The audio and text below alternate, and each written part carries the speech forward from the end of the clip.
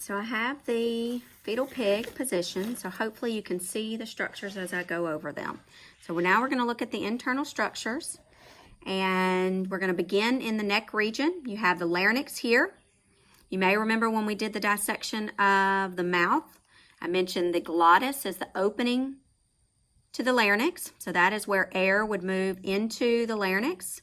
And then, of course, you have the tissue that is over the glottis, known as the epiglottis. So when you swallow, anything that you're swallowing would enter into the esophagus rather than trachea. Because what happens is that larynx would push up against the epiglottis. All right, so as air moves through the larynx, it then would move into the trachea. So you'll see here,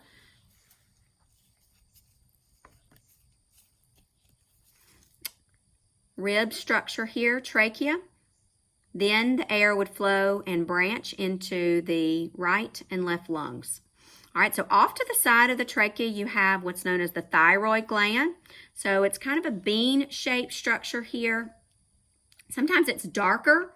This one's more of a fleshy color, but you'll see it in some of the other pigs a little bit darker, taking on maybe a red color. Then on either side of the trachea, you have the thymus gland running here and there, and then also the thymus gland is on top of the heart. And I've already pulled the pericardial sac away from the heart, so you'll see this is how typically that you'll see the thymus gland on top of the heart here, and it's actually still attached to that pericardial sac. And the pericardial sac is what you'll find the heart in that membrane that encloses the heart. All right, so from now we'd like to move into the thoracic cavity. All right, so the thoracic cavity here, the rib cage will protect the heart and the lungs. All right, so the fetal pig belonging to the mammals, they have a 4-chambered heart. So they can completely separate oxygen-rich blood from oxygen-poor blood. All right, so blood will enter into the right side of the heart. So you have what's known as the right atrium. This is an ear flap on top of the heart. So there's the right atrium. That oxygen-poor blood would then flow into the right ventricle. Of course, then it's going to move out of the heart and into the lungs to get reoxygenated, come back to the heart, oxygenated on the left side. So you have the left atrium here and then the left ventricle. And then, of course, out the aorta, which is the major artery leaving the heart, which will carry oxygen-rich blood to all the tissues. So again, you have the right atrium, the left atrium, the right ventricle, and the left ventricle. On either side, you have the lobes of the lung. So you have lobes of lung over here and then also here on this side. The muscle that will separate the thoracic cavity from the abdominal cavity is the diaphragm. So that diaphragm is going to run along here. Of course, when I did the dissection, I actually cut the diaphragm so it's split in half. But that is the muscle that separates thoracic cavity from abdominal cavity. All right, now in the abdominal cavity, the largest organ that you're going to see is the liver. The liver is also known as the gatekeeper of the blood. So it will help maintain blood sugar levels. It also will eliminate toxins from the blood.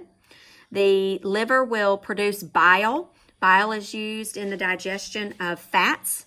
Underneath the liver, you're going to see the gallbladder. So it takes on kind of a greenish color because the gallbladder will store excess bile. So the liver will produce the bile and the gallbladder will store. So here's the gallbladder right here. So I'm trying to use the pen. All right, so there's the gallbladder. It will store excess bile. All right, so underneath the liver, you have the stomach. All right, so as food, when you swallow that food and it makes its way down the esophagus into the stomach. From the stomach, it moves into the small intestines. Then you have the large intestines, and it's going to run out to the large intestines.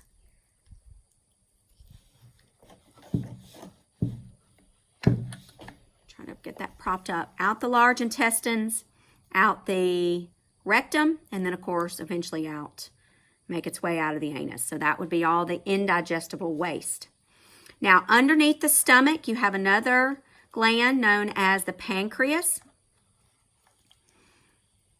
All right, so if I can, I'm going to put that pin, try to hold that up. All right, so underneath the stomach you'll see here that the pancreas has both endocrine and exocrine functions. Endocrine functions, it produces hormones like insulin. So when our blood sugar levels get too high, insulin's produced and secreted. It will cause the liver and activate that liver to take up excess sugar and store it as glycogen. It also does the opposite in secreting glucagon. So when our blood sugar levels get very low, it will activate the liver to break down glycogen back out in, break it down to glucose, which would then be released back into the blood. Now, exocrine functions are the digestive system functions. The pancreas will produce and secrete digestive enzymes. You'll see here another little structure. This is you probably can't see it real well, so let me move this over. All right, so this structure here, that is the spleen. All right, and the spleen will help with getting rid of old, worn out blood cells. All right. Part of the urinary system, so in the small of the back, you have the kidney. So you have the left kidney, and then also on this side, you have the right kidney.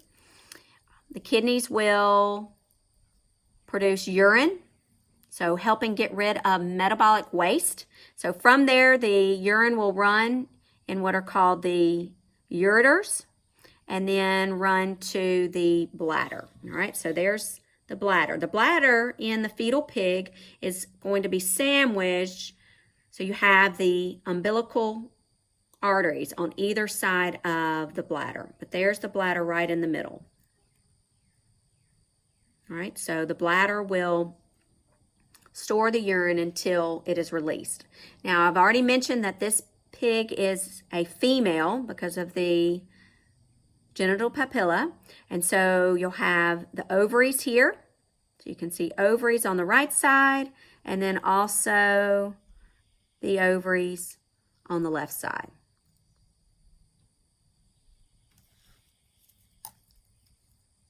Well, that will end our dissection of the fetal pig. Once you have viewed the videos, all the videos, then you can complete the assignment in Canvas.